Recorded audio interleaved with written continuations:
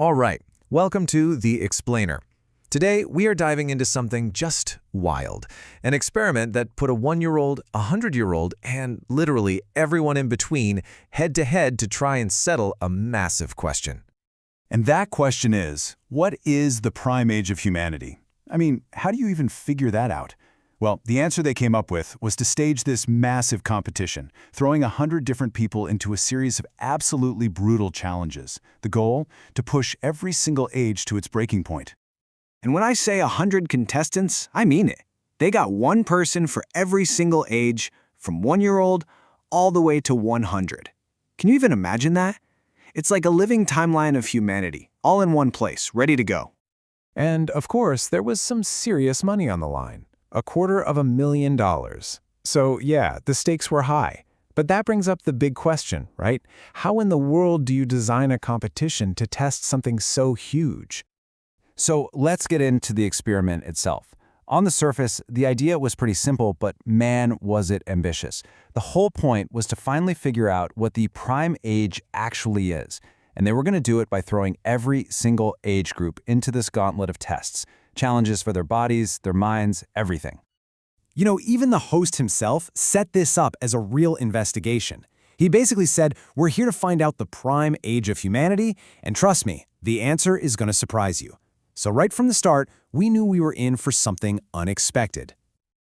Okay, so with 100 people, you gotta make some cuts, and fast. The first two challenges were all about one thing and one thing only: mass elimination. The idea was to just slash the numbers, to thin the herd from 100 down to something they could actually work with. It was gonna be brutal. First up, a race. A pure, simple sprint. They grouped everyone by decade, and the rule was simple. The first 5 from each decade to finish get to move on. 50 people gone, just like that. And, probably to nobody's surprise, the 20-somethings, that 21 to 30 group, they were the very first to get all 5 of their people across the line. Kind of confirms what we all suspect, right? That raw speed really does peak in your 20s. All right, so after the sprint, things got a lot more complicated. Challenge 2 was a giant game of dodgeball, and it was pure chaos. This is where it got interesting, because suddenly, it wasn't just about speed. Now, you needed strategy, you needed teamwork, you needed agility, a whole different skill set. And you know, in the middle of all this high-stakes chaos, you get these just perfect moments. The 6-year-old, totally serious, just asks, since we're the red team, can we touch the red line? It's just such a great reminder of how kids think, right? So literal, so focused on the rules, even when everyone else is just trying to survive.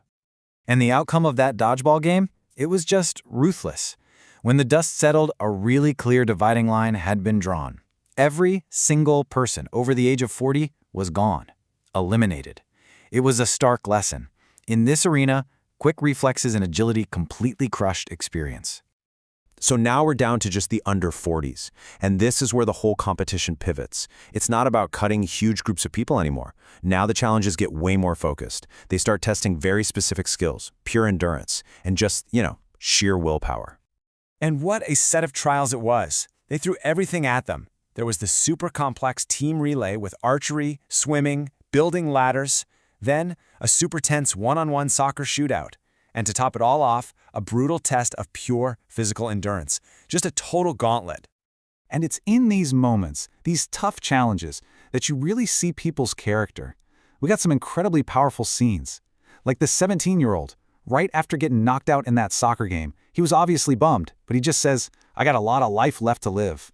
Wow, such an amazing perspective for a teenager.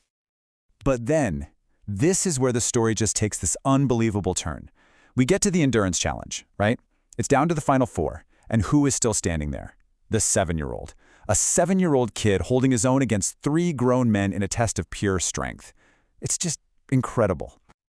So, after all that, after pushing everyone to their absolute breaking point, physically and emotionally, the entire massive experiment comes down to 2 people.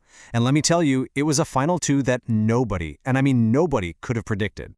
So get this for a final showdown. In one corner, you've got a 28-year-old guy. He's right in his physical prime, and he's there trying to pay off his wife's student loans. And in the other corner, the 7-year-old, the little kid who somehow beat 98 other people, this tiny, determined competitor who had the entire crowd cheering for him. It's just unbelievable.